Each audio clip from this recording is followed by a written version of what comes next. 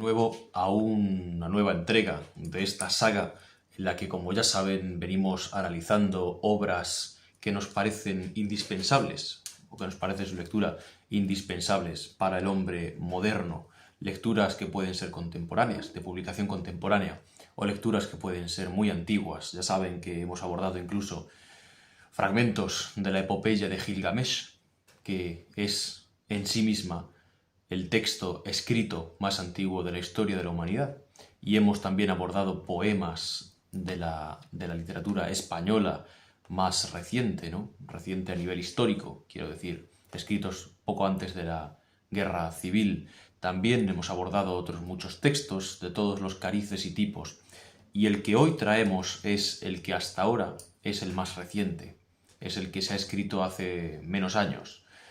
Y es además el primer vídeo en el que abordaremos dos obras, ya que fueron escritas por el mismo autor. Abordaremos, como hemos dicho, las dos obras cumbre del escritor afgano Khaled Hosseini, que son Cometas en el cielo, de la cual se hizo una película, se adaptó la obra, y Mil soles espléndidos. He de decir que las dos son obras de una crudeza muy reseñable, que las dos son obras de una calidad literaria francamente difícil de encontrar, y que las dos relatan y nos muestran el día a día, la rutina y el modo de vivir de los afganos de un modo realmente muy exacto. Yo he tenido la suerte de visitar Afganistán ya 2 veces y les puedo decir que lo que relata el libro es real. Lo que se relata en los dos libros ha sido real en la medida en que, bueno, en la época en la que se escribieron, el gobierno era bueno, una especie de transición, ¿no? entre los talibanes que abandonaron el poder en 2001 y los nuevos talibanes que volvieron a tomarlo en 2021. Y en esos años de democracia, ¿no?, entre comillas, traída por los americanos, se escriben estos dos libros. Hemos también de reseñar que Khaled Hosseini, a pesar de ser afgano, no vive en Afganistán, está afincado en Estados Unidos. Por lo tanto, tiene esa mezcla muy interesante, muy curiosa, de el afgano que realmente conoce su patria y conoce su cultura, que sin embargo no desprecia la perspectiva occidental ni el modo de relatar las cosas y de escribir de los occidentales. Comenzaremos por orden cronológico, ya que la primera de estas dos obras que se publica es en 2003 y es Cometas en el cielo, y hablaremos sobre la infancia de Kabul, sobre la infancia de los afganos. Durante mi primera noche, en mi primer viaje a Afganistán, en el que tuve que cruzar uno de los desiertos durante la noche, absolutamente no se veía nada, ¿no?, pero me iba indicando el conductor de mi coche, mientras atravesábamos uno de los desiertos del norte de Afganistán, entre la frontera tayika y la ciudad de Kunduz, el talibán que estaba conduciendo el coche en el que en solitario junto a él avanzábamos por ese desierto, me comentaba algo que realmente se desprende de estas páginas. Me decía que los afganos, que ahora tenían 25 o 30 años, no habían podido jugar. No habían podido salir a la calle con seguridad para jugar con sus amigos, y que eso había impactado profundamente en su manera de ser, que eso había impactado en su manera de relacionarse con los demás, de afrontar o de enfrentarse a la vida y a las relaciones humanas. Efectivamente, lo que se destila de estas páginas es precisamente eso. La infancia en la que, bueno, se nos encarna en los dos protagonistas, ¿no?, en Amir y en Hassan. Amir, que es un niño que, bueno, pertenece a una familia acomodada, de una buena posición económica y social, y Hassan, que es el hijo de su sirviente, un sirviente que además pertenece a la etnia Hazara. Los Hazara, en persa significa 1000, son una de las múltiples etnias que existen en Afganistán y son claramente diferenciables del resto por sus rasgos, digamos, de Asia Central, propios de Mongolia, ¿no?, ya que son descendientes de las hordas de los mongoles que invadieron Asia Central con Gengis Khan. Y se puede ver claramente en sus ojos rasgados, en su pelo liso y muy negro y, en fin, bueno, en todos los rasgos mongoloides, ¿no? que podemos identificar. Este grupo, además, es despreciado en Afganistán, ha sido tradicionalmente muy perseguido por motivos religiosos, porque pertenecen a la rama del chiismo, mientras que la mayoría del país es suní y además los talibanes son suníes. Bueno, fruto de este desprecio social nos llega el hecho, también como consecuencia, de que el padre de Hassan, el padre de este niño, sea el sirviente y no sea precisamente el que lleva la vida burguesa, ¿no? y la vida muelle. La historia del libro, el cual no voy a contar el final, ni voy a adelantar gran cosa porque me gustaría que lo leyeran porque es verdaderamente profundo y a uno le da una imagen bastante buena y bastante considerable de lo que es Afganistán y de lo que ha sido Afganistán, pivota en torno a estos dos individuos, Amir y Hassan, su relación de niños, al margen de los convencionalismos sociales, al margen de saber si uno es azara, si es pastún, si es tayiko, es decir, de las diferentes etnias que hay, al margen de los problemas religiosos, al margen de los problemas políticos. Eso es precisamente lo que hace que el libro sea arrebatador, ¿no? La inocencia que poco a poco se va rompiendo. Y la inocencia que además también se va rompiendo en la medida en que en el corazón de Amir, en el corazón del hijo, que es el hijo de la familia acomodada, comienza a despertarse un sentimiento difícil de definir, un sentimiento que podríamos calificar de envidia, un sentimiento de rechazo, ¿no? A medida que va descubriendo que efectivamente su amigo pertenece a una de las etnias más odiadas de Afganistán. Fruto de una mentira de Amir, de una mentira del hijo del dueño de la casa, tanto el sirviente, es decir, el padre de Hassan, como el propio Hassan tienen que ser despedidos. No voy a adelantar, como digo, gran cosa, pero la historia gira en torno a esto. La historia posteriormente se desenvuelve en la etapa adolescente y adulta, sobre todo de Amir, con ese remordimiento absolutamente feroz por lo que hizo con su amigo, que le acompaña hasta la edad adulta. Y el final del libro es la redención de Amir, podríamos llamarlo. El momento en el que, consciente del error tremendo y de la injusticia que había llevado a cabo por envidia, por celos también, ¿no? de aprecio de su padre y por ese desprecio que comienza a nacer en su corazón por motivos sociales, Amir llega a conocer al hijo de su amigo Hassan, que se llama Sohrab.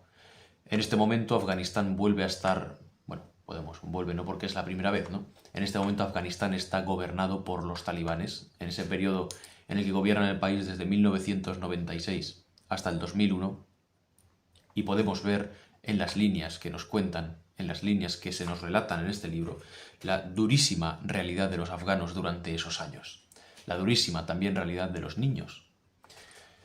Cabe recordar que, aunque oficialmente está prohibido y aunque oficialmente se supone que no se practica y que está perseguido, hay una práctica tradicional en Afganistán, también en menor medida en Pakistán, pero la ha habido tradicionalmente desde siempre en Afganistán, que es conocida como el bachebozi, que consiste en hacer que niños o prepúberes, es decir, no han alcanzado todavía los rasgos puramente masculinos, ¿no? ni la madurez del hombre, no les ha salido todavía vello facial, bailen en medio de las reuniones de los grandes jerarcas, de los grandes jefes de tribu, ¿no? de las reuniones importantes, muchas veces vestidos con ropa de mujer y muchas veces con maquillaje, con los ojos pintados y bueno, con grandes ademanes femeninos. Esto, muy lejos de ser una profesión o de ser algo que, bueno, pues aquí podemos ver con unos ojos diferentes, ¿no? No deja de ser un abuso a la infancia. Muchos de ellos, decimos, no son niños, puramente niños, pero son prepúberes, preadolescentes, niños todos ellos, ¿no? Porque al ser pecado pasar tiempo con una mujer a solas, si no es la mujer de uno, es preferible pasarlo con un niño. Dicen, según esta tradición, ¿no? que los lleva a practicar el bachebozi. Y en muchas medidas, pues, estos encuentros de baile o estos encuentros de música acaban en encuentros sexuales, lo cual no deja de ser muy repugnante, ¿no? Efectivamente, dentro de ese marco cultural absolutamente feroz y absolutamente despiadado, se desencadena y se desenvuelve la historia del hijo de Hassan, del hijo de aquel pequeño sirviente, ¿no? que había sido despedido por la envidia de Amir. Y la historia avanza con esa redención que Amir debe practicar consigo mismo, ese perdón que debe pedirle a Hassan en la figura de su hijo, en la figura de Sohrab. El segundo de los libros que abordaremos hoy es Mil soles espléndidos, y si bien Cometas en el cielo, del mismo autor, Khaled Hosseini, abordaba la infancia de Kabul, abordaba la infancia de los hombres, los que son hoy en día hombres, ¿no?, de Afganistán, este segundo aborda la realidad de las mujeres. Es bien sabido, es conocido por todos, que la situación de las mujeres en Afganistán es deplorable. Lo ha sido tradicionalmente. Muchas veces vemos fotografías, ¿no?, de los años 80, con las mujeres llevando falda. Bueno, eso era en Kabul, en una circunstancia histórica muy concreta, que era la de la invasión soviética. Pero al margen de eso, en las zonas rurales de influencia pastún, las mujeres siempre han vivido, como decimos, unas condiciones bastante penosas, ¿no?, regidas por el código Pashtun-Wali, que es el código de comportamiento, vestimenta, ética, matrimonio y todo lo que ustedes puedan imaginar que rige la vida de los pastunes, otra de las grandes tribus de Afganistán, ¿no?, y a la que pertenecen la mayoría, no todos, pero la mayoría de los talibanes. No todos, obviamente, los pastunes son talibanes, pero la gran mayoría de los talibanes son pastunes. Bien, este libro, como hemos dicho, nos relata la vida de las mujeres de Afganistán, en las personas de Leila y Mariam. Mariam es una harami, es decir, es una hija bastarda, fruto del encuentro sexual de Jalil, su padre, con su madre Nana, que era una sirvienta dentro de su casa. Este encuentro, obviamente, excede los márgenes de lo permitido, excede los márgenes de lo que está bien visto social y religiosa y políticamente, y por tanto, Jalil se ve obligado a despedir de su casa a Nana, ya embarazada, para ocultar el embarazo. La despide a un colba, es decir, a una casa pequeña en el campo, una cabaña, una choza en medio de los bosques, ¿no?, escasos de algunas zonas de Afganistán, y allí nace la pequeña Mariam. Se nos cuenta en los primeros momentos del libro precisamente la vida de esta pequeña, la vida de la harami, la vida de la niña bastarda de Jalil, que es un hombre de una buena posición económica. Algo que se sigue dando y que se da con mucha facilidad en estos países, ¿no?, en estos países de influencia y de mayoría islámica, en el que se presta demasiada atención a lo que piensan los demás, en esa conciencia, en esa consideración del clan y de la tribu como lo más importante, más que el propio individuo y la libertad de éste. El libro, a continuación, nos cuenta la historia de una segunda mujer, que es Laila, como ya hemos dicho. Laila es una niña que vive la época soviética, cuando, como decimos, es pequeña, en Afganistán, en Kabul, que vive precisamente la entrada de los rusos soviéticos y de la guerra de guerrillas que los afganos tienen en contra de ellos, para echarlos, para expulsarlos del país, y que vive también la posterior guerra civil absoluta entre los diferentes señores de la guerra, entre los diferentes jefes de los clanes guerreros dentro de Afganistán, que fue quizá más sanguinaria que la propia guerra contra los rusos, contra los soviéticos.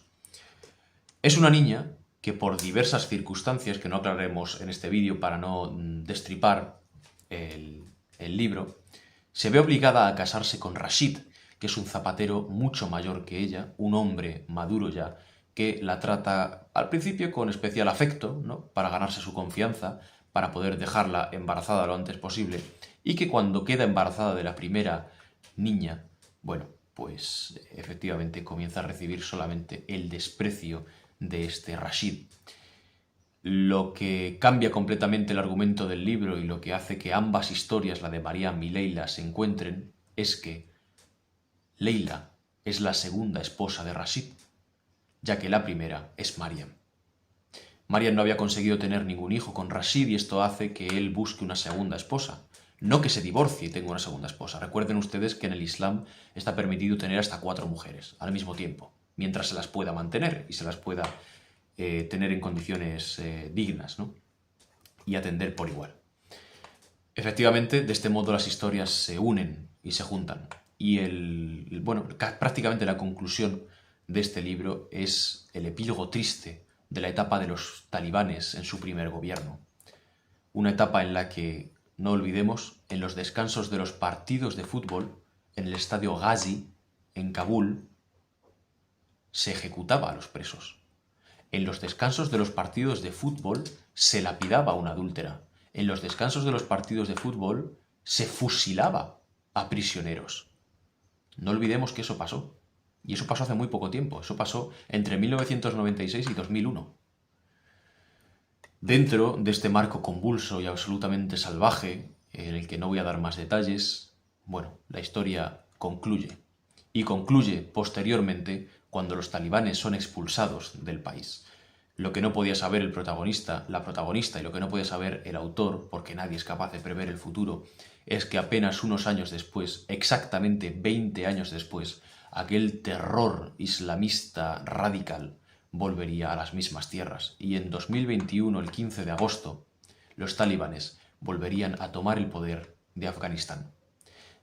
Esta vez de un modo mucho más astuto, esta vez de un modo mucho más, digamos, inteligente, yendo poco a poco, sin grandes alaracas y sin grandes muestras de crueldad, pero con el mismo ideario, con la misma manera de proceder, con la misma manera, por ejemplo, de prohibir que las mujeres estudien, más allá de estudios islámicos, obviamente, con el mismo procedimiento de impedir que las mujeres puedan trabajar en puestos de responsabilidad.